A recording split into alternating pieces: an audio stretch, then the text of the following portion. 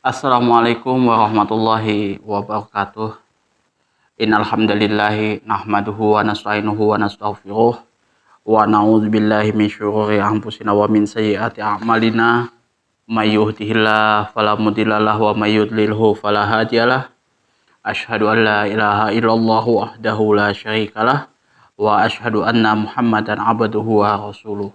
Allahumma sholli ala sayyidina Muhammad wa ala ali sayyidina Muhammad kama shallaita ala sayyidina Ibrahim wa ala ali sayyidina Ibrahim wa barik ala sayyidina Muhammad wa ala ali sayyidina Muhammad kama barakta ala sayyidina Ibrahim wa ala ali sayyidina Ibrahim fil alamin innaka Hamidum Majid.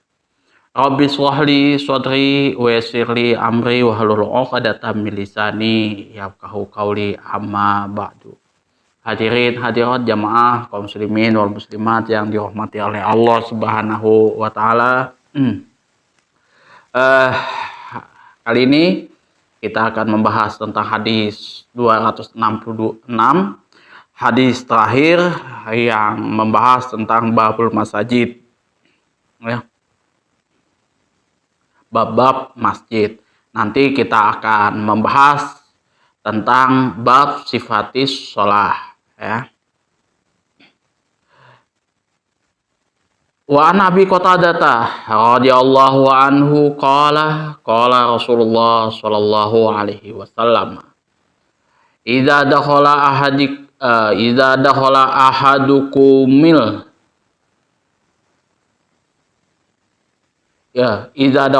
ahadukumul masjida fala tajlisu hatta yusolli rak'atai muttafaqun alaihi. Wa Nabi Qatadah radhiyallahu anhu, dari Abu Qatadah radhiyallahu anhu, semoga Allah meridhoi atas beliau, qala telah berkata, qala Rasulullah sallallahu alaihi wasallam, telah bersabda Rasulullah sallallahu alaihi wasallam, idza dakhala ahadukumul masjida, apabila salah seorang di antara kalian memasuki masjid, fala yajlis, maka janganlah di antara kalian tersebut duduk, hatta yusolli rak'atai, sampai di antara kalian yusolli mengerjakan sholat rak'ataini, dua rakaat. Muttafaqun alaih. Hadis ini diriwayatkan oleh Imam Bukhari dan Muslim melalui jalur sahabat yang sama, yaitu jalur Abu Qatadah.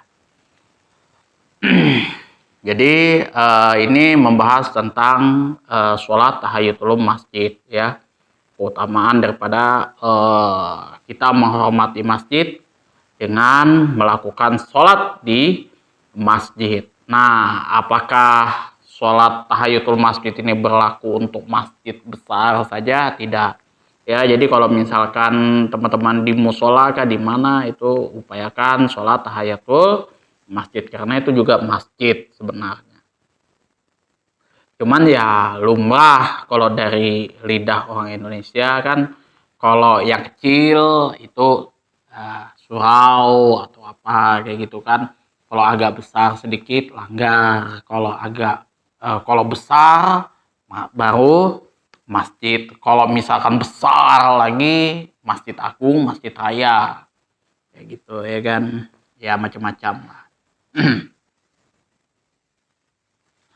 Nah, tapi kalau secara umumnya semuanya itu masuk dalam kategori masjid. Masjid di sini adalah tempat sujud, yang mana di sini merupakan rumah Allah Subhanahu wa taala, yakni rahmatnya Allah Subhanahu wa taala. Yang dimuliakan dan dihormati. Dia yang namanya Allah Subhanahu wa taala menjadikan masjid tersebut sebagai tempat yang suci. Rasulullah Shallallahu alaihi wasallam menganjurkan agar setiap orang yang memasukinya melakukan sholat sunat 2 rakaat sebagai penghormatan untuk masjid. Jadi seseorang tersebut kita ini ya, kalau misalkan kita masuk masjid, dimanapun itu, kondisi apapun masjidnya, mau itu besar, kecil, kayak gitu, disunnahkan sholat 2 rakaat di situ ya sebagai penghormatan kita untuk masjid. Kecuali Masjidil Haram. Nah, jadi kalau Masjidil Haram itu tidak berlaku sholat tahiyatul masjid. Nah, cara menghormati Masjidil Haram tersebut adalah dengan tawaf di Ka'bah pada permulaan masuk. Bagi orang yang berhaji dan bagi orang yang bermaksud melakukan ibadah tawaf. Ya, jadi kalau untuk Masjidil Haram itu kita melakukan tawaf di situ, bukan tahiyatul masjid. Ya. Jadi kalau misal ada orang Indonesia kayak gitu kan melakukan sholat tahiyatul masjid di Masjidil Haram kayak gitu ya, wallahu alam. Saya kan kalau misal sholat tahiyatul masjidnya atau cara menghormati masjid di Masjidil Haram itu dengan tawaf. Dulu ya saya pernah dikasih tahu oleh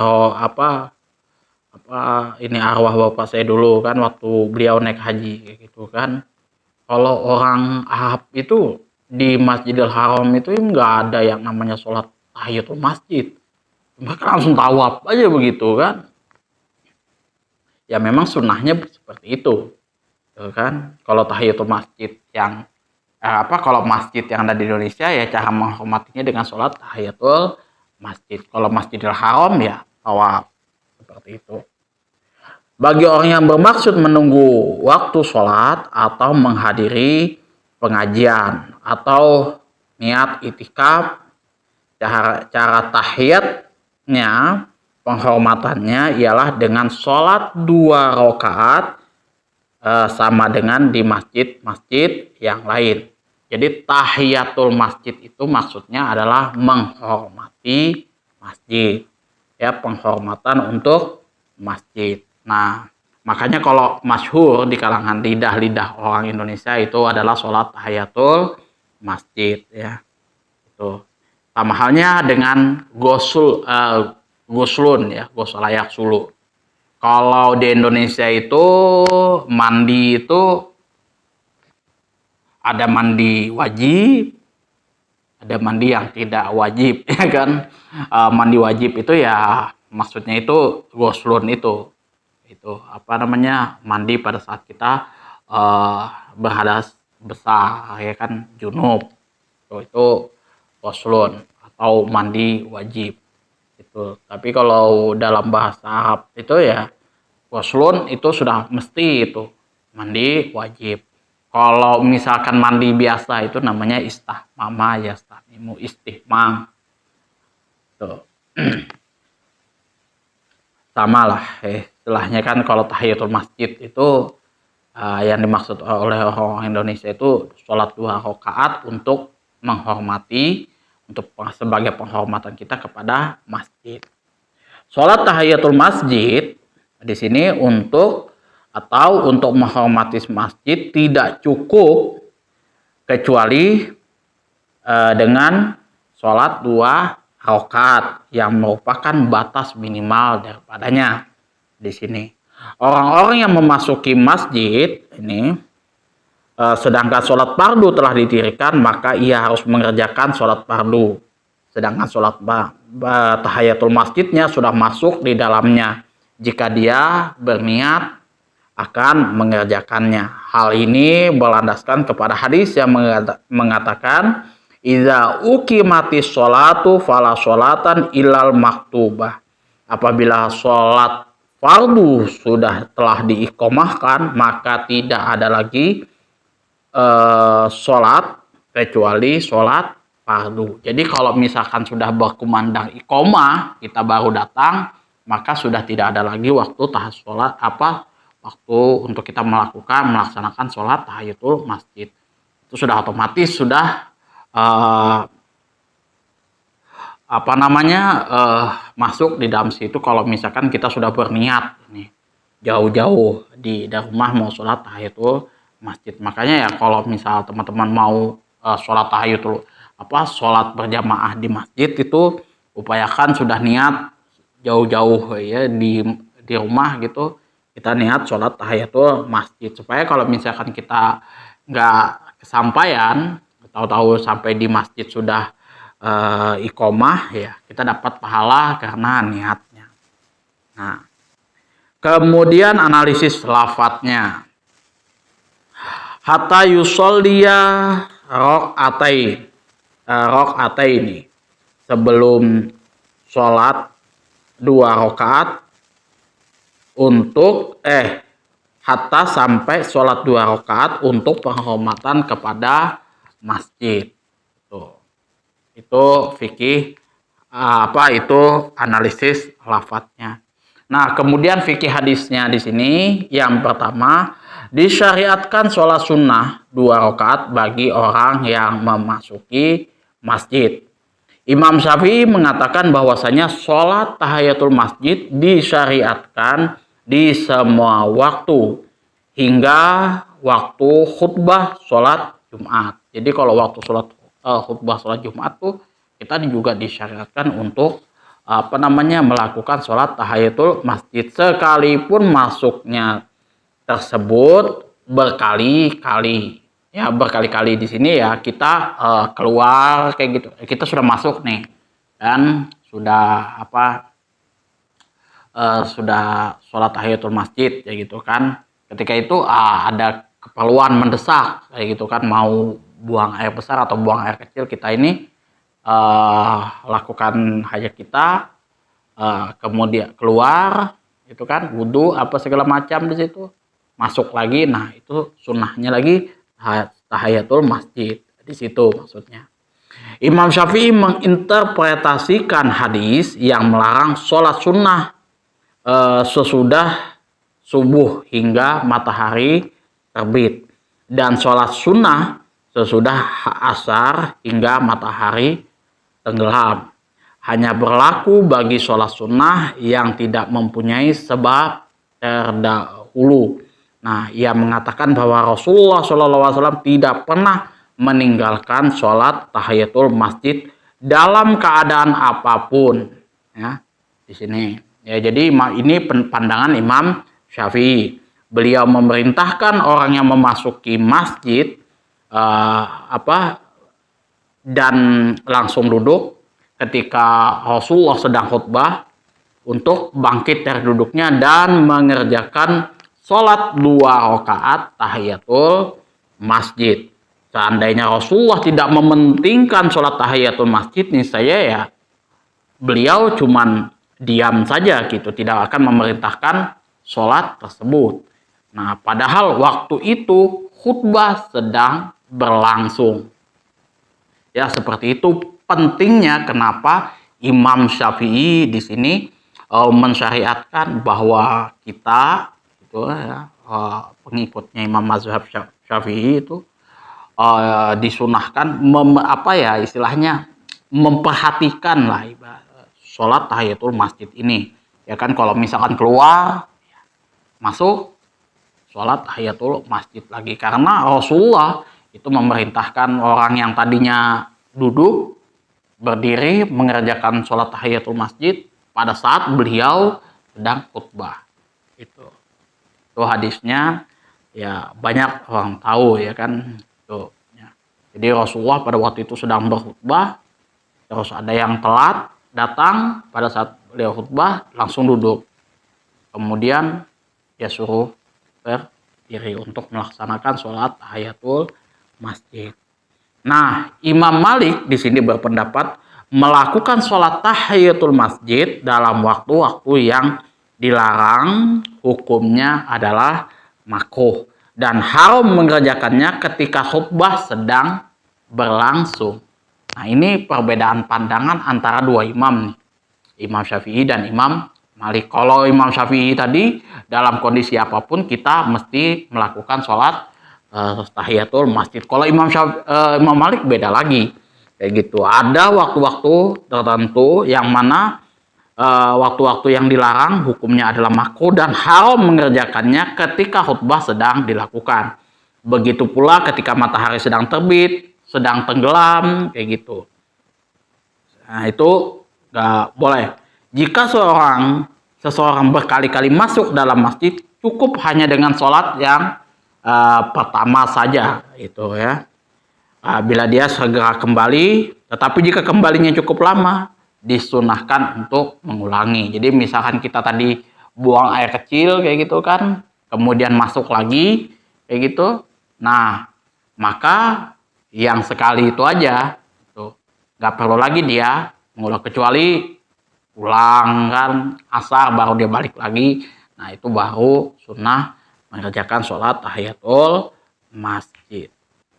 Kemudian di sini pandangan Imam Abu Hanifah mengatakan melakukan sholat tahiyatul masjid dalam waktu-waktu yang dilarang dan ketika khutbah sedang dilakukan, hukumnya adalah makruh.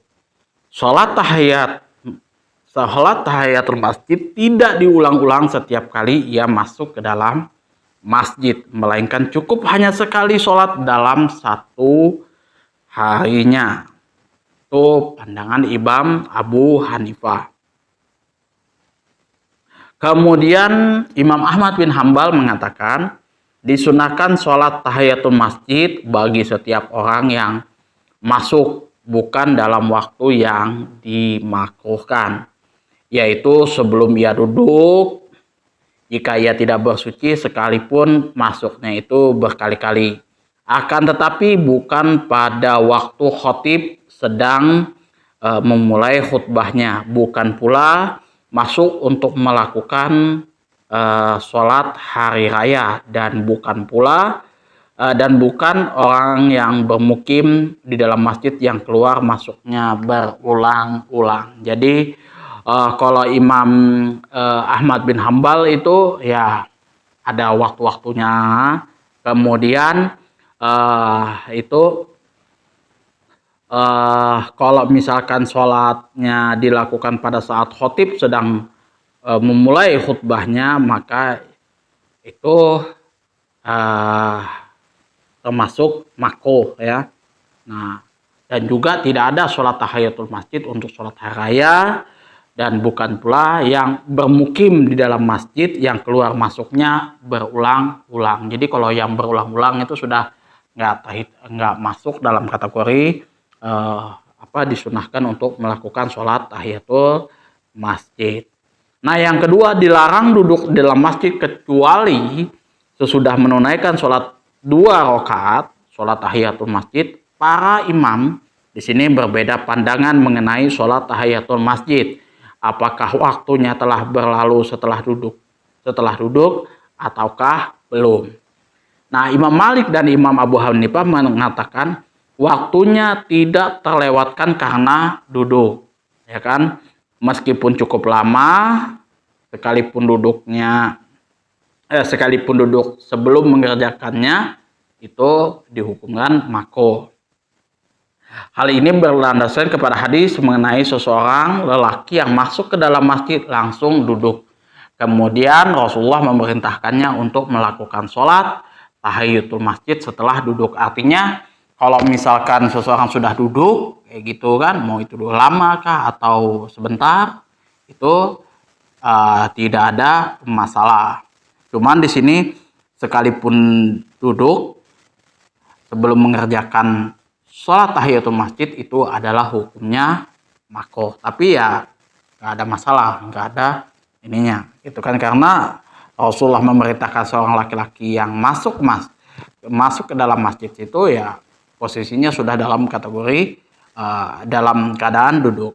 Nah, Imam Ahmad mengatakan bahwa waktu sholat tahiyatul masjid tidak terlewatkan karena duduk sebentar, tetapi menjadi terlewatkan apabila duduknya sudah terlalu lama. Jadi kalau misalkan lama sudah kayak gitu ya, itu sudah lewat waktu sholat tahiyatul masjid. Nah, kalau Imam Syafi'i ini dirinci lagi oleh beliau masalah duduk. Untuk itu ia mengatakan apabila duduknya karena lupa, maka waktu sholat tahiyatul masjid masih belum terlewatkan.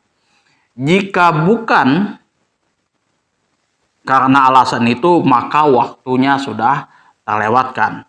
Adapun mengenai orang yang hanya sekedar lewat di dalam masjid, tidak dianjurkan mengerjakan sholat 2 rakaat tahiyatul masjid. Itu menurut mazhab Maliki. Imam Malik itu kalau cuma lewat aja nggak perlu sholat tahiyatul masjid. Tetapi menurut jumhur ulama itu ya, kalau kita lewat ya dianjurkan untuk melakukan sholat tahiyatul masjid. Nah, itu perbedaan-perbedaan pandangan 4 imam mazhab tentang kesunahan sholat tahiyatul masjid. Ya, kalau Imam Syafi'i tadi ya dalam keadaan apapun itu kita mau menghadiri pengajian, hadis apa segala macam di situ disunahkan mengerjakan sholat tahiyatul masjid. Nah, kalau imam yang lain ada waktu-waktunya saja, itu ya kan, kayak sholat maktubah. Nah, itu dianjurkan untuk mengerjakan sholat tahiyatul masjid. Atau ya kalau misalkan sudah khutbah Jumat, ada yang melarang, mengharamkan, ada yang memakruhkan kayak gitu ya kan, dan lain sebagainya. Itu perbedaan pandangan para ulama di situ ya. Tuh. Kesimpulannya, ini kesimpulan mulai dari hadis yang keberapa ini ya, saya lupa lagi nih. Babul Masajid nomor hadis 251 sampai 266. Kesimpulannya, yang pertama, dianjurkan membersihkan masjid dari kotoran dan sampah serta memberikan wewangian sesuai dengan kedudukannya sebagai tempat ibadah. Jadi ya, tempat ibadah kita itu dibuat sebagus mungkin, serapi mungkin, sewangi mungkin ya kan. Jangan sampai ya kotor, bau, pengap lah seperti itu. Kemudian 2, haram membuat gambar atau patung makhluk hidup. Ya, teman-teman sudah pasti tahu lah, ya kan? Seperti itu. Khususnya yang berbentuk manusia, orang yang soleh misalkan. Katakanlah, Imam Syafi'i dibikin patungnya kayak gitu. Itu tidak boleh, ya kan? Itu haram membangun masjid di atas kuburan. Ya, itu sudah kita bahas. Kemudian juga haram melakukan transaksi jual beli di dalam masjid dan haram melakukan hukum had dan kisos juga di dalam masjid ya. Kita kemarin itu nanti teman-teman bisa cek sendiri nanti di hadis-hadisnya. Saya sudah kasih judul-judulnya di setiap video-videonya. Kemudian dilarang yang keempat, boleh memainkan senjata, memberitakan perkara ajaib yang disaksikan oleh seseorang, dan juga di sini wanita boleh menyaksikan pertunjukan yang dimainkan oleh laki-laki asing, membuat kemah di dalam masjid. Kemudian orang yang sakit boleh ditempatkan di dalam masjid sekalipun ia terluka. Di situ ada yang bersimbah darah di situ, dan boleh menginap serta istirahat di dalam masjid bagi orang yang tidak mempunyai tempat tinggal atau mungkin dalam biasanya yang banyak di Indonesia itu musafir. Itu boleh. Yang kelima, menerangkan akhlak Nabi Shallallahu Alaihi Wasallam yang baik terhadap keluarganya dan keutamaan daripada Sayyidah Aisyah. Jadi ya, yang namanya perbedaan kita Ahlus Sunnah wal Jamaah sama Syiah itu kita menghormati Ali, juga menghormati sahabat-sahabat Rasulullah yang lain, Muawiyah, kemudian Sayyidah Aisyah dan lain sebagainya. Itu ya. Yang keenam, orang yang teraniaya itu terkabulkan doanya. Itu kemarin kita bahas tentang budak wanita yang membuat tenda di masjid. Ya. Kemudian Rasulullah mengajarkan kepada umatnya tentang hukum agama, betapapun kecilnya hukum tersebut. Jadi yang namanya hukum syariat agama Islam ini ya, rinci betul apa ya, dijelaskan detail, sedetail-detailnya ya. Apa ya istilahnya, yang kecil-kecil, yang remeh-temeh ya, dirinci betul-betul. Apalagi kalau misalkan bab sunnah-sunnah itu ya, sunnah-sunnah yang diajarkan oleh Rasulullah itu ya, dirinci betul-betul oleh Al-Imam Nawawi di dalam kitab Al-Azkar. Itu kan kalau teman-teman yang mengikuti itu kan, bahkan sampai yang namanya kita mengeraskan atau membaca secara pelan sholat-sholat tertentu itu merupakan daripada kesunahan daripada sunnah daripada Rasulullah Shallallahu Alaihi Wasallam. Kemudian menerangkan mukjizat Rasulullah Shallallahu Alaihi Wasallam yang jelas berupa berita mengenai sebagian perkara akhirat dan hal-hal yang terjadi sesudahnya, menyangkut pengecatan masjid dan saling membanggakan diri dalam membangunnya. Ini adalah mukjizat Rasulullah Shallallahu Alaihi Wasallam. Jadi Rasulullah Shallallahu Alaihi Wasallam itu bisa mengetahui masa depan apa yang akan terjadi sesuai dengan apa yang dikasih tahu oleh apa yang disampaikan oleh malaikat Jibril ya. Rasulullah tidak bisa menerawang kayak yang sekarang ini viral ya kan. Wah, nanti tahun 2000 berapa kayak gitu kan. Kayak gini dan lain sebagainya. Itu sudah nggak masuk akal sudah. Kalau ada yang percaya itu ya sudah otomatis sudah itu sama aja.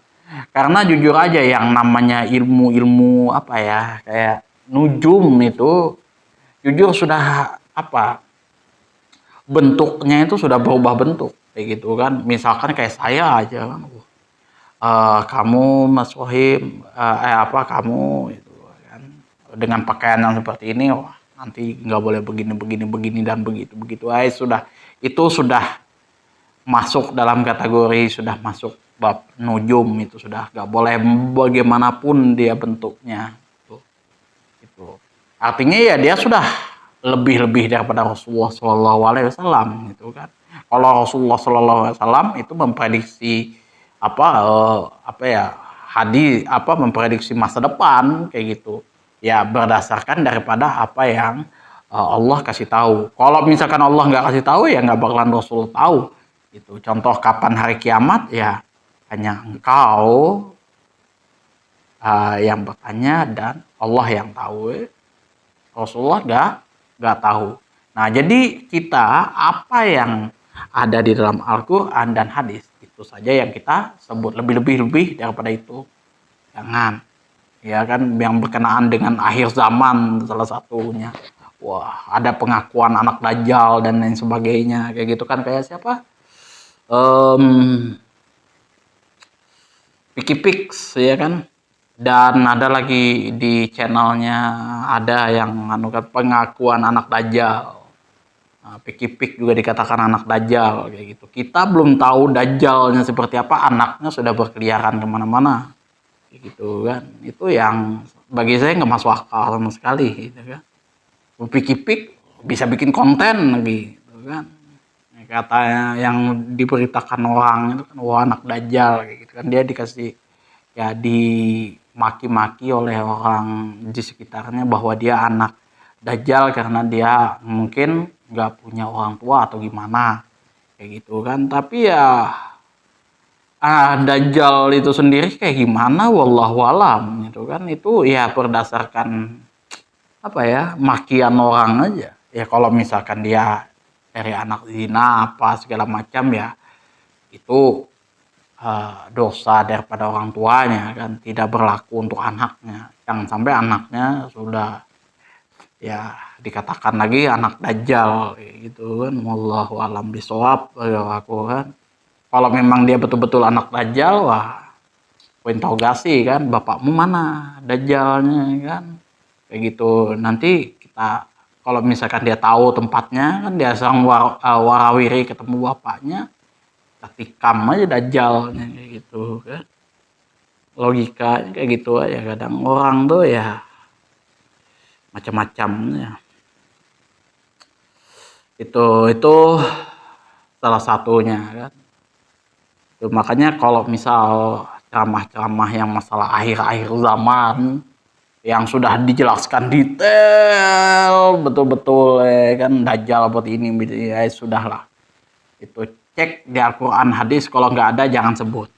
Itu aja, nggak usah percaya. Kalau aku gitu aja. 9. Disunahkan sholat 2 rakaat bagi orang yang memasuki masjid sebagai penghormatan kepada masjid. Sedangkan penghormatan bagi Masjidil Haram ialah dengan melakukan tawaf di sekitar Ka'bah. Jadi kita penghormatan kita kalau di Masjidil Haram dengan tawaf. Ya, bukan dengan sholat tahiyatul masjid. Kalau di luar Masjidil Haram kayak di Masjidil Nabawi, Kubah dan lain sebagainya, kita sholat 2 rakaat ya, sholat tahiyatul masjid. Itu saja yang dapat saya sampaikan, kurang dan lebihnya saya mohon maaf yang sebesar-besarnya apabila ada kata-kata saya yang salah, ada kata-kata saya yang menyinggung hati teman-teman semuanya di sini ya, karena saya ya sebagaimana ya hanya sebatas kitab-kitab yang kecil aja, kitab-kitab yang ya tipis-tipis saja yang saya tahu ya kan. Ya kalau misalkan ada teman-teman yang lebih alim lagi kan yang tahu kitab-kitab kayak misalkan kitab Al-Majmu, kitab Al-Hawil Kabir dan kitab Al-Um yang mungkin ya bisa kan nanti kita bisa sharing sama-sama gitu. Nah, kalau misal ini tadi ada perbedaan pandangan apa segala macam ya. Itu tadi sekali lagi ya berdasarkan daripada apa yang saya tahu, apa yang ditulis oleh pengarang kitab Bulughul Maram Ibnu Hajar Al-Asqalani dan pengarang syarahnya ya Ibanatul Ahkam. Itu enggak kurang lebih daripada situ-situ lah. Gitu kan. Kemudian apabila ada saran, kritikan, masukan, pertanyaan ya kan yang terkait dengan video ini atau juga video-video sebelumnya, silahkan teman-teman atur di kolom komentar. Akhirul kalam wabillahi taufiq wal hidayah. Wassalamualaikum warahmatullahi wabarakatuh.